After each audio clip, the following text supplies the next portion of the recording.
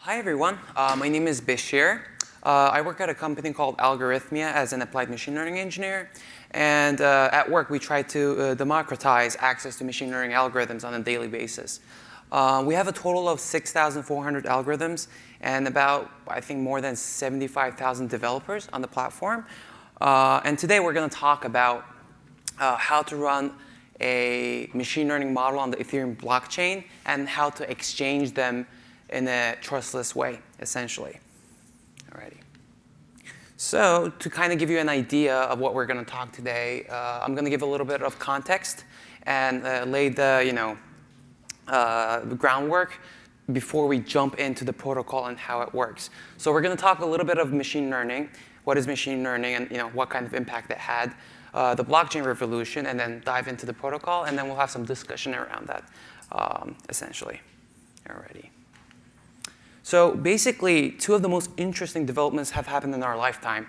The first one is rise of machine learning, and I'm pretty sure most of us already know this over here since we're all at this AI conference.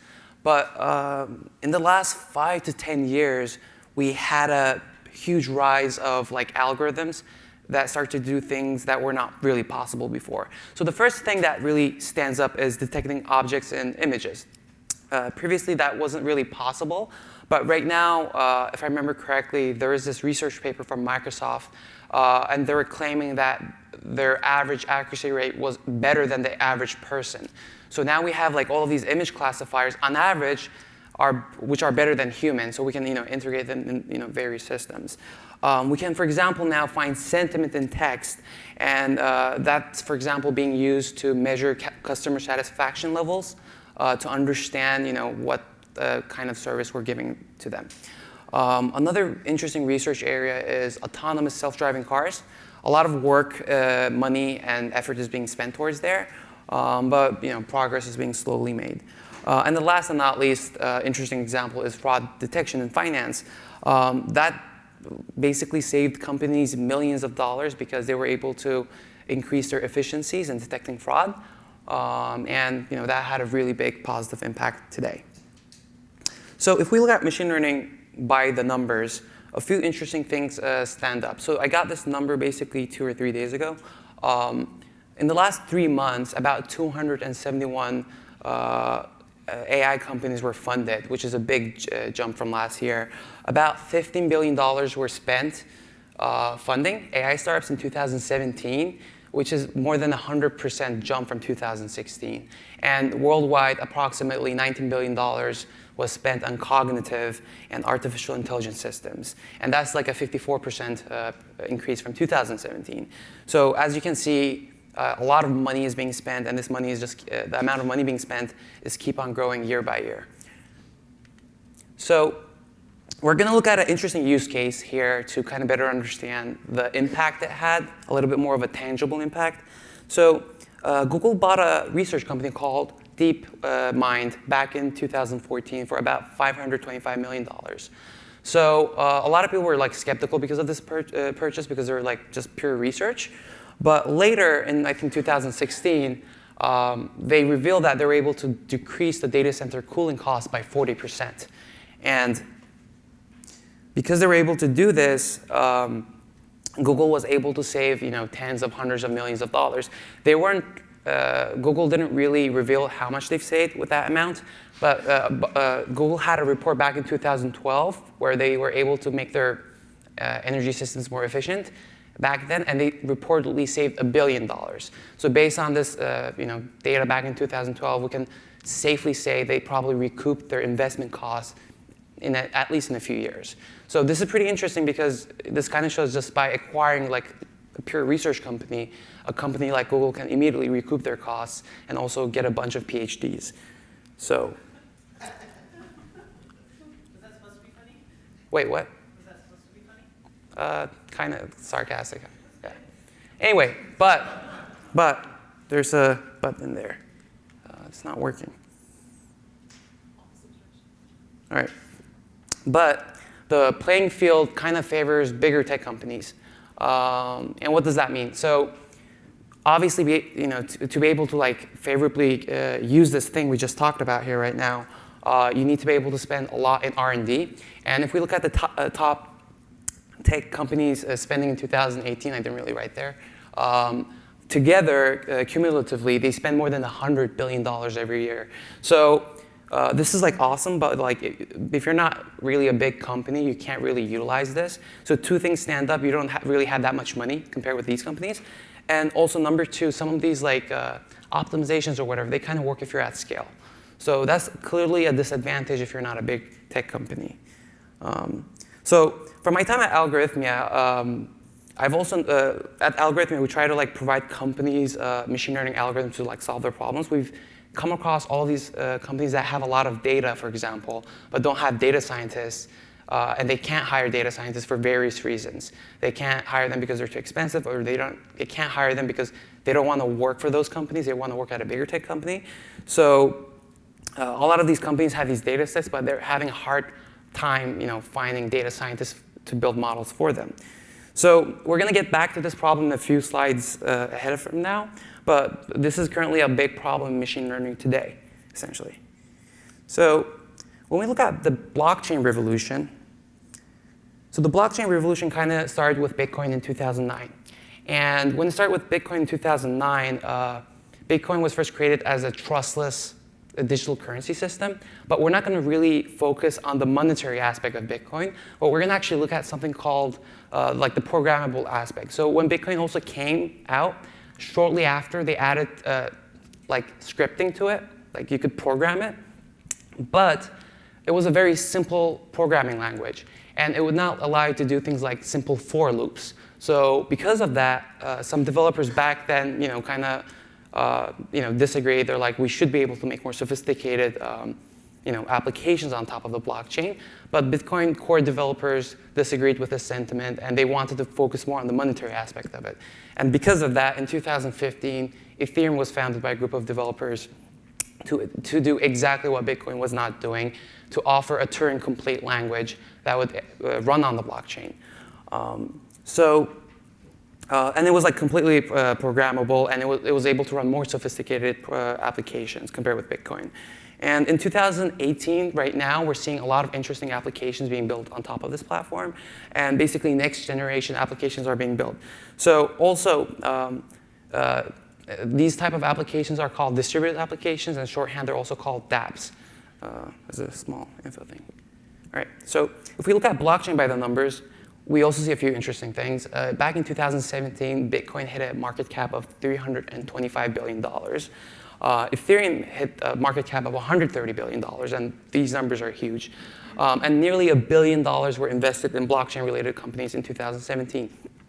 So we can clearly see a lot of money is being poured in this industry too, and it's disrupting a lot. So if we look at how blockchain is being used compared with machine learning, at least for Bitcoin, Bitcoin is still primarily used for its monetary value. It's kind of like the gold standard in the cryptocurrency world. But Ethereum and other blockchain technologies that kind of allow you to create smart contracts have been having some interesting application areas. So a few examples are like supply chain management, banking, transportation, where you want to have an immutable ledger. Yes, you can maybe use other database systems which are also immutable, but maybe adding blockchain makes it a little bit more fancy sounding. It's also used for escrow. This is actually really important. This is like kind of not doable in traditional software engineering. You can lock in funds in an account, and until like both sides fulfill the criterias, the money can stay there. And also you can power insurance policies, completely backing up by smart contracts. So all of these are interesting use cases for blockchain. So all right, we're coming to the core of this presentation today. Can we run machine learning on top of the blockchain? But before we immediately jump onto this, I want to take like a history lesson from like how web applications became a thing with the invention of the internet. So when the internet was basically invented and became public, we didn't immediately jump into web applications. We had to build layers of abstractions on top of the internet. So we had to develop protocols like the TCP and UDP protocol, which today basically runs the internet. So because of this, today we actually have a similar problem with Ethereum and Ethereum-like platforms that provide smart contracts. They do have a Turing-complete language over here, but the jump from the Ethereum layer to the machine learning layer isn't as simple as it sounds. So because of this, we need to add some kind of additional layer in between to make machine learning applications efficiently communicate with each other using the Ethereum layer. So this is where the Danku protocol comes in. So the Danku protocol is a new protocol to exchange machine learning models on the blockchain. So it solves the problem we just kind of saw in the machine learning section, where it makes it more democratic to access machine learning models because you can crowdsource talent from all around the world. Usually, you couldn't get access to these data scientists and developers. Now you have more access to them. It actually allows these machine learning practitioners to monetize their skill set because it gives them access to jobs and contracts that were not really possible before. And by being a layer between the Ethereum and machine learning application layer, it completely solves the problem of providing a protocol to make that possible. And the nice thing about this protocol is the reason it doesn't require trust is the protocol actually validates the winning solution. It runs the neural networks on the blockchain. And because of this, no third party has to get involved. And the participants don't have to trust each other. The system is completely automated by itself. All right. So if we look at a little bit about the motivation, why do this? Initially, this was actually a hackathon idea. And we just had a crazy idea of, can we run a neural network on the blockchain? And then later, we noticed a few interesting problems in there. And then we later asked ourselves the question, we think machine learning should be more accessible. You shouldn't necessarily have to work at a big tech company or have a PhD to be able to participate. And this is kind of happens thanks to the trustless and decentralized aspect of blockchain. And when you bring that with machine learning, magical things happen. Danku contracts, also we see another second interesting use case we think is actually valuable for the blockchain community. Unfortunately, a lot of the value there is provided a little bit based on speculation. And hopefully, if these contracts become the norm and people start using it, because it'll bring real money from real companies, which have real use cases, it'll kind of stabilize the blockchain technology sector and industry as a whole. It'll be pegged to more real-life applications. So it'll kind of have a more correlated price based on fluctuating a lot, essentially. All right, so let's kind of get into the details of how Danku works. But again, before I do get into the detail, just in case if nobody knows what machine learning training is, I'm going to give a very small intro. So the way machine learning works is you can have some kind of model in between. It could be a neural network. It could be something else. Doesn't really matter. You have a bunch of data, and let's say this data set is made of images, and you want to build a cat classifier. So what you would basically do is you feed a bunch of cat images, and then it goes through the neural network, and then it spits out a prediction. It's like a cat, a dog, or whatever. And then you compare that output with the label of the training data you just used. If the label is incorrect, you tweak the network to make it as similar as possible, and then you do the same process again with a new set of images. So this whole process is called machine learning training. And you keep on doing this. You rinse and repeat. And then by doing so, the accuracy of your model kind of starts going up. And then eventually, after training it on the training data, you get the model you have on hand, and you make predictions on the testing data set. And that gives your total accuracy rate. So this is how machine learning training traditionally works. So let's get into how the protocol actually works, the more technical details. So let's say we have Bob, and Bob is an organizer. An organizer is a person who creates this Danku contract and sets up this Danku competition. So when Bob creates this contract, he first defines the winning criteria. He can say something like, I want a model that is at least 90% accurate. Sure.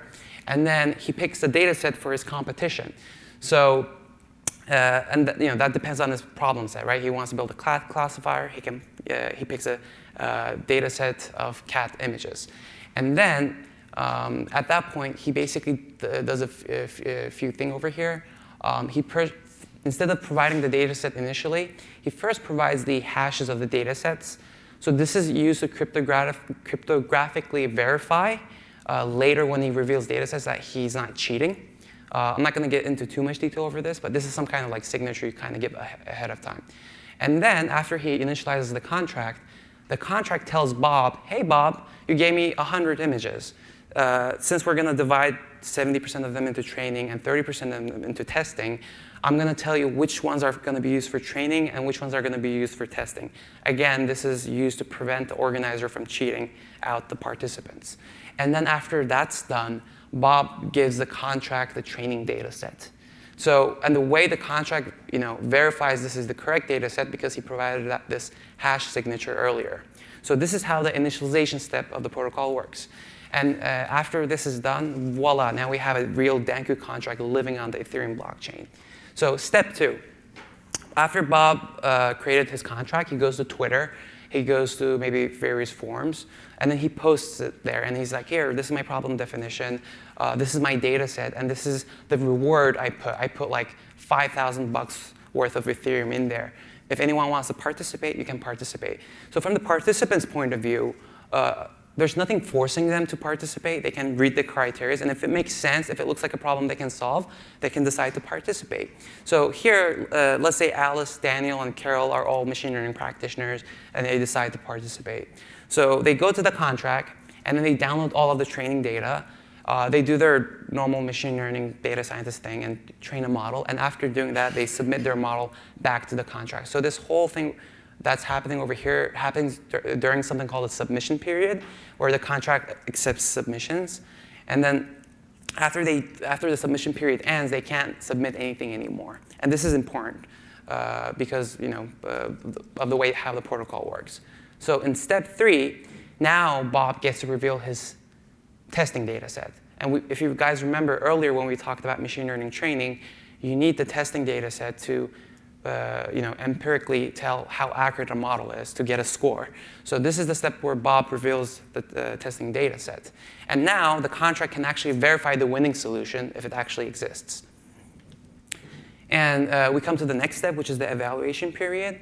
And here, in the evaluation period, Alice, Daniel, and Carol, they now all have the access to the training data set.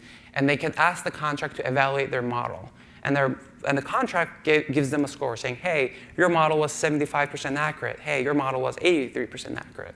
And based on this, the contract is keeping track of the best solution. So any submitter can now evaluate their submission. And by doing so, the contract keeps track of the scores and kind of knows each individual score for each contract. So while they're doing this, actually, every time they hit evaluation for their model, literally a neural network runs on the blockchain. And what does that exactly mean, what runs on the blockchain? At least the way Ethereum works, every time a block is mined by tens of thousands of computers. And it runs the Ethereum bytes code. So every time someone hits evaluate, like tens of thousands of miners around the world without noticing are running a neural network. And then they output the result and then save it in the contract. And again, this whole process is cryptographically verified.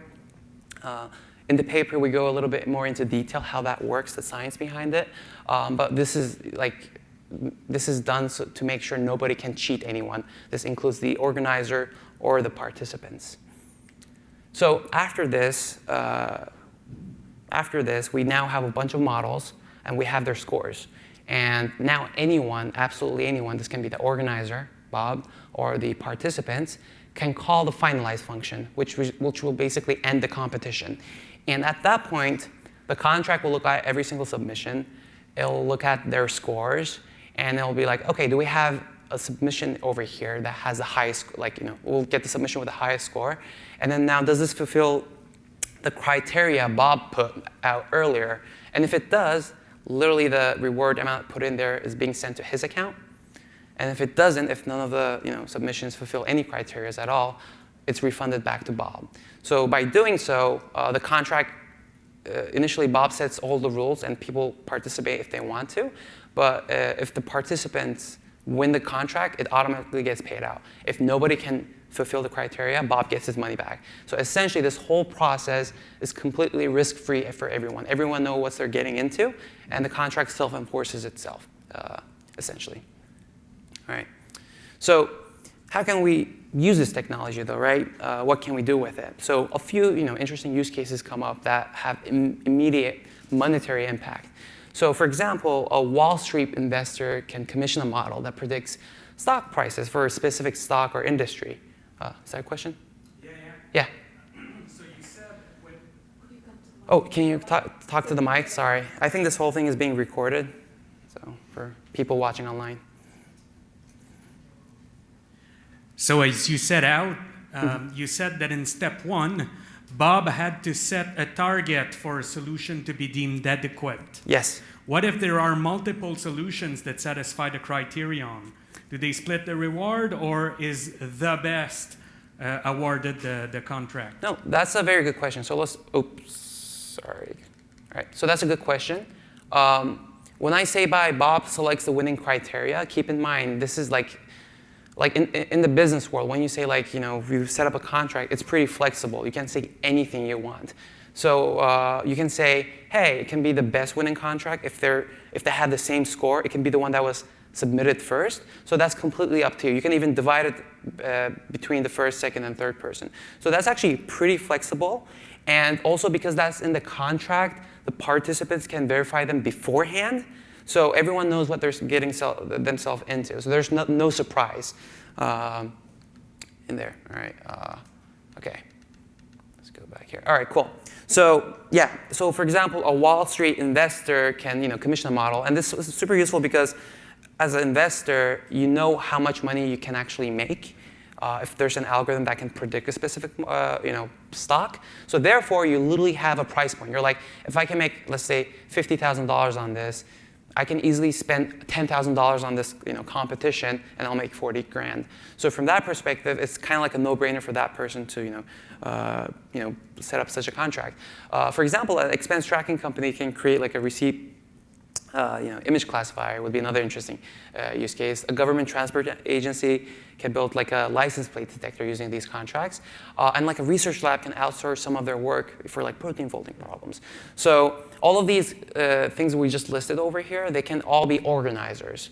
And again, you don't have to be a big organization to be an organizer. You can be an individual. The way smart contracts work is basically pretty much everyone is anonymous.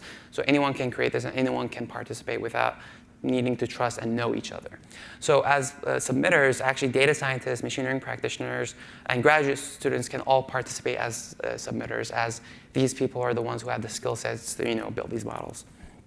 So there's some concerns. So we talked about like how this technology is great and everything, but like we did come across a few challenges, and there are some concerns. So because this is like such a general problem, we just decided to focus on the trustlessness aspect of the protocol. So fortunately, nobody has to trust each other, but the data set and the model is not anonymous. So it's all available publicly on the blockchain. So currently, there are some solutions, and there are some research groups working on that. One way to prevent this is using something called homomorphic encryption. It's basically you can train machine learning models on encrypted data, but even though it's theoretically possible, it's very computationally expensive. And you don't want more computationally expensive things on the blockchain because it gets expensive. So the second issue is the storage costs. And I made a simple calculation. I was like, OK, what if I want to store 1 megabyte of data on the Ethereum blockchain? How much does it cost me? So it costs you, at bare minimum, 6.21 Ethereum coins, at bare minimum. If you set there's something called the gas price, which is kind of like you ask the miners, you're like, hey, can you write this data? And if you write it, I'll pay you this much Ethereum per byte, essentially. So this is the lowest price you can give for. So if you go with the lowest price, the price for 1 megabyte is 6.21 Ethereum. And that means storing 1 megabyte can range anywhere from $1.5 thousand to $8 grand. So again, there are other groups trying to solve this problem. One thing they're working on is something called IPFS. They're trying to move the storage away from the blockchain, but also they're trying to keep it still cryptographically secure. And if those things are possible, it shouldn't be that hard to get them working with Danko contracts. So that's issue number 2. So issue number 3 kind of goes back to issue number 1. model execution timeout due to gas limitations. So even though Ethereum allows you to run absolutely anything, like because it's a Turing-complete language, you can run anything, there's actually a compute limitation, which is, I think right now, it's limited at 8 million gas. So that means you can't do more than 8 million cycles of compute, essentially.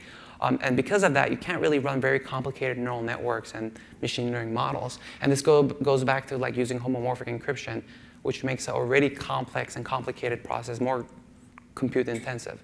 So another way to maybe get this working is maybe you can break down the computation into smaller batches. So instead of running the neural network in a single run, you can run it in increments. Yeah, sure. Do the submitters need to develop their models in the Ethereum language? That's a good question. I'm actually going to get to that in a moment. All right. So coming to your question also, so is this only theoretical or is this practical today? And the reason I'm bringing this up is there's just, obviously the title is super clickbaity, right? Like blockchain and machine learning, you're putting two buzzwords in one sentence. So because, to help people understand this is a little bit more serious, we actually decided to run a real competition after the paper was published. And if you guys remember earlier, because storage costs are so expensive, we decided to go with a smaller data set. I could not convince our CEO to spend 250 grand on storing the data set on the blockchain. So we decided to go with the 2016 election data instead. And as far as I remember, there's about like 700 counties or something in the country in total, which give the election data publicly available. We randomly selected 500 of these data points as a data set. And then these data points were made out of latitude, longitude, and voter preference data. And then 400 of them were basically selected by the contract as training data, and 100 of them were selected as testing data.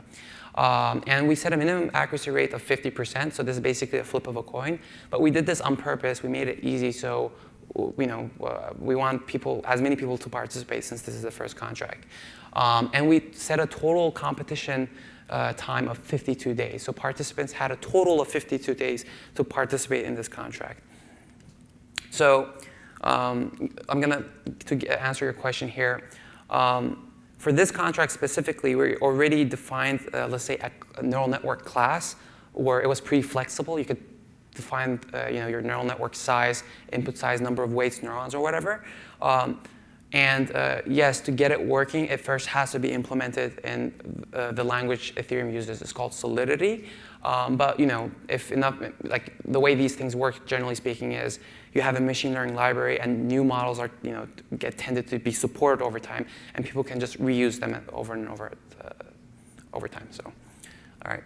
So. And then after the competition was over, we collected some data, and then we actually had a total of 40 submissions, which pretty surprised us a lot. That was a lot higher than we thought it would be. And then among those 40 submissions, it came from 7 unique participants who weren't us. And the model with the highest accuracy score actually had 87%, which is pretty decent. And we put a reward of 5 Ethereum. If I remember back then, Ethereum was at least $1,000, so the idea was to put like $5,000 worth of Ethereum in there. And then we saw something interesting. So we collected the data. We actually ran every single neural network to locally, not on the Ethereum blockchain, to get their gas costs to understand how expensive it is. And then we noticed a pattern where the higher the accuracy rate a model had, the gas costs rose. So this showed that the more accurate a model was, the more computationally expensive it got. And if you guys can see, this is the gas cost. And earlier I told you guys that the gas limit was 8 million. So this means around here, all the models on the right side could not even run on Ethereum. So even though some of these models had slightly higher accuracy rate, the contract was not able to basically run these and then select them as winning solutions. And because of this, even though the highest accuracy was 80%, the winning contract had an 83% accuracy rate instead. And we decided to visualize the winning submission, and then we basically put on the U.S. States map, And then we saw that it actually pretty accurately handled the case where like, hey, yeah, like most coastal cities are just, Democrat, and basically the rest of the country was Republican during the election, which is pretty accurate. And the interesting thing though is since, this is all running on the blockchain, we still do not know who, this person is or who these people are essentially today. All right, so there's some considerations and ideas for the future, essentially. One is like GPU miner arbitrage opportunity for miners, cryptocurrency miners. One is raising money for computational medical research. And one is for like self-improving AI systems. So the GPU miner arbitrage opportunity is pretty interesting. I'm not sure like how many people here are like involved in the startup community, but like VCs love startup ideas that don't necessarily invent a whole new infrastructure, but use pre-existing infrastructures. So for example, like if you have some kind of car tracking system, if it works on your phone, they're happy because everyone has a phone. But if you're trying to convince everyone to install a $200 device in your car, that's not going to happen. So the same logic applies over here. It's hard to convince people to buy GPUs and like start participating in our system, but we don't really have to do that because people are already doing that. There's these GPU mining rigs and farms all around the world that are mining Bitcoin and various other cryptocurrencies. So we can actually imagine a world where Danke contracts are used regularly by companies, by normal people. So this will kind of create this like well-defined price for GPU. And thanks to this, you can kind of like predict how much money you can make based on how much compute you spend on the machine learning problem. So today we have these crypto miner pools because cryptocurrencies like Bitcoin is hard to mine by yourself. You join a pool, and based on how much work you've contributed, if your pool solves a block, it gets divided based on how much work you've provided. So we can see a similar situation in the future where these pools, we're going to call them like data science pools, managed by data scientists, they'll get their cut if their pool wins. And all of the people who give their GPUs essentially to these data scientists to run experimentations and train models will get their cut based on how much compute they've provided. So this creates a very interesting arbitrage opportunity because let's say you're a mining farm and then you're mining Bitcoin, and then suddenly these contracts start popping up, and you're like, hey, I can make 3 times more money mining these Danku contracts instead of mining Bitcoin. They can just immediately switch.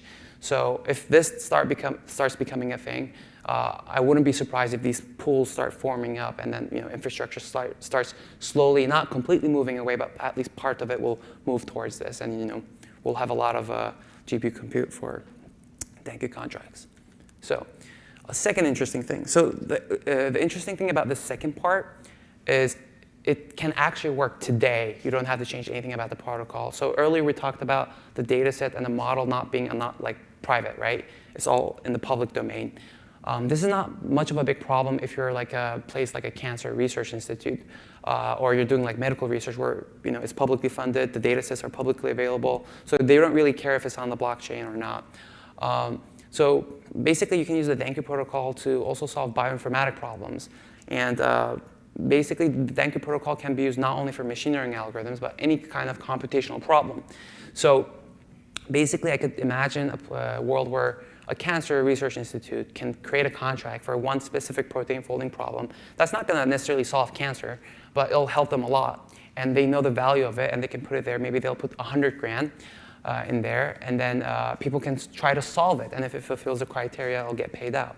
But this creates an interesting opportunity for donating money too, because like basically you can go to Twitter and like a celebrity will share this like, hey guys, if you donate money to this contract, it helps solve cancer. So anyone can donate to cancer researchers directly in this case, and also completely removes middlemen, which makes you feel better because your money is being well spent. It goes directly to researchers.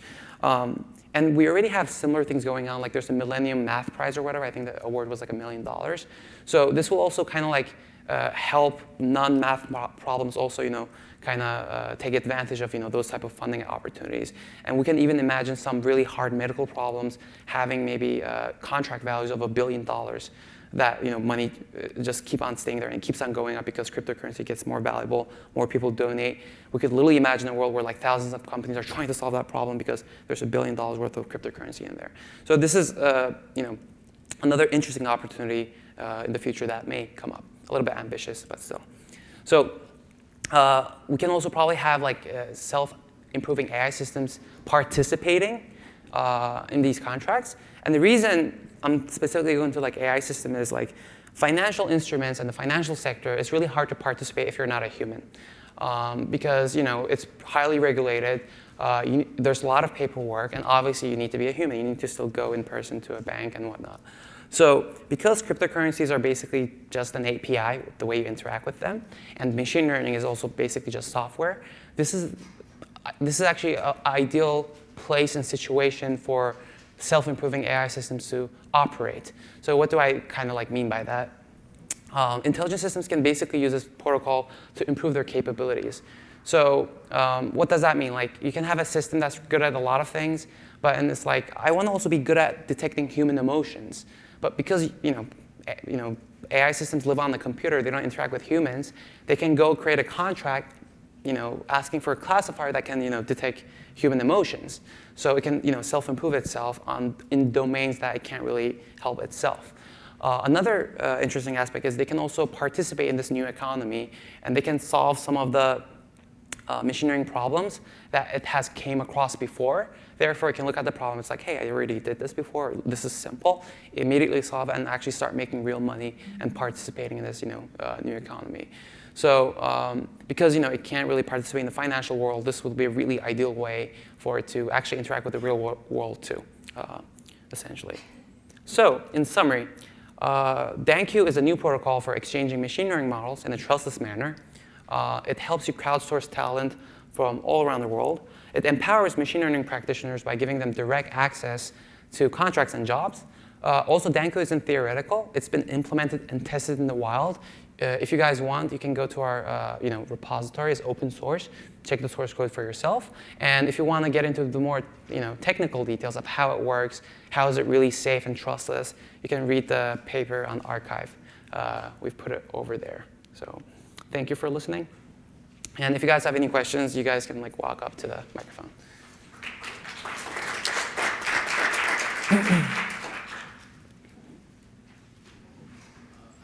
Can we go back to that slide where you were showing the costs? Sure thing. So Yeah. I'm just curious. No, it's one more. There was a chart with the dots where you charted the Oh, price. sorry. You mean this one? This one, yeah. That one. So you said that you didn't award to the 87% because it went over the 8 million limit. Yes. So how could you tell that any of these are actually run on the Ethereum language and they're just not run, arbitrarily outside? The only way that you could tell that the ones that are above 8 million were not actually run on the Ethereum platform? That's a pretty valid question. So fortunately, since Ethereum is open source, you can actually run a local version of it, and I can remove the gas limit, and I can actually calculate the gas limit since I can run it locally. So I didn't calculate these based on what they ran on the Ethereum blockchain. I just had a parallel blockchain locally on my machine, and I ran all of the submissions, and I got their gas cost that way. So that's why I can actually create this graph here. Okay. Yeah. Another question I had was, so typically, machine learning algorithm will be running in Python, using some kind of a library that has many thousand lines of code. So how can somebody run an algorithm and build a model with Ethereum language when these libraries don't exist? No, that's a really good question too. So basically what we did here, so I didn't go too much into detail since we only had 40 minutes. These were all problems. Like one example I'm going to give is the language that Ethereum develops in Solidity does not have any floating point numbers. And you cannot do machine learning without any floating point numbers. And so we had to do all kind of tricks and getting around this. And before we released the competition, we actually provided a sample for users where we basically used TensorFlow to train a model, where it actually first got the contract, downloaded the data set, converted all of the values from floating point to fixed floating point. It's basically representing floating point numbers as integers. And then it trains it on TensorFlow. Then you get your model. When you actually have a machine learning model, it doesn't really matter if it's on TensorFlow or other frameworks. You're interested for the weights. So we extract the weights. Again, we convert them to fixed point, floating point numbers. And then you submit that to the Ethereum contract.